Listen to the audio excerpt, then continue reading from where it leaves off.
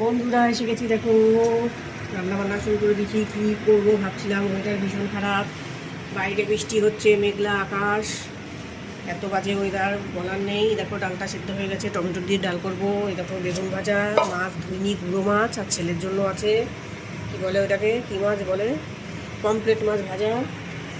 এটা চালটাও রেডি করে নিয়েছি, ফোড়নটা রেডি করেছি। এই যে কী করবো ভাবতে ভাবতে খিচুড়ি করবো ভাবলাম। তোমাদের দাদা ভাই আবার খিচুড়ি অত ভালো খায় না, বাদ দিলাম। আবার রান্না, এই সমস্ত মাছ রান্না শুরু করে দিলাম। সবজি, এটা অনেক রকম সবজি আছে এখানে, পটল আছে, তারপরে এটা কি বুঝতে পারছো, ছিম, আর কি কী যেন আছে, আলু আছে, বেগুন আছে, দেখো বেগুন আছে, বেগুন তো দিতেই হবে, গুঁড়ো আছে, পেঁয়াজ আছে, টমেটো দেবো, চেরা কাঁচা লঙ্কা দেবো, ধনে পাতা তো নেই ঘরে, উঠানে আছে, উঠানে ধনে পাতা লাগানো আছে। এখন বাইরে যাওয়া যাবে না, বৃষ্টি হচ্ছে, ধনে পাতা ছাড়াই করতে হবে। চালটাও রেডি করে নিয়েছি, দেখো ভিজিয়ে রেখেছি, ধুয়ে নেবো। ভিজিয়ে রাখলে চাল ভাতগুলো বড় হয়।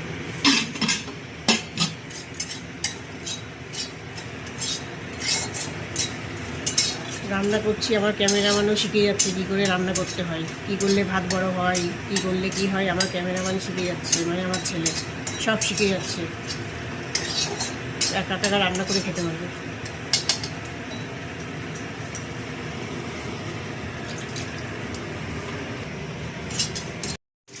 বন্ধুরা দেখো, দেখো ডাল রেডি হয়ে গেছে, ডাল কমপ্লিট, গুঁড়ো মাছগুলো ভাজা হয়ে গেছে।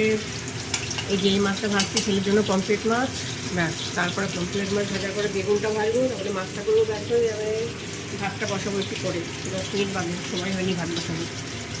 লাল লাল করে মুচকুচো করে ভেজে রাখবো। ও গুঁড়ো মাছটা খায় না, সেই জন্য ওর জন্য পমফ্রেট মাছ। দেখো আজকালকার দিনে একটা একটা বাচ্চা, তো একটা একটা বাচ্চা হয়ে যা হয়। আর আমাদের সময় খেলে খা, না খেলে না।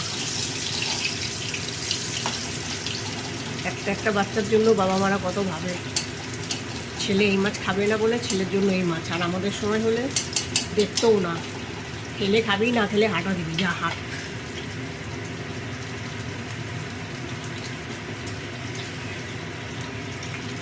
টমেটোর ডাল, ধনে পাতা দিলে ভালো হতো।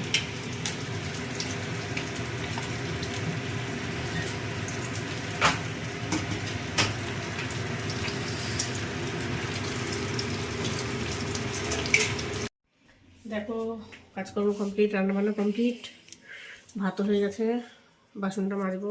অনেকগুলো বাসন মেজেও রেখেছি আমি অলরেডি। এখন বেশি কিছু নেই। সবাই ভালো থেকো, সুস্থ থেকো। ব্লগটা এখানে শেষ করছি, টাটা বাই।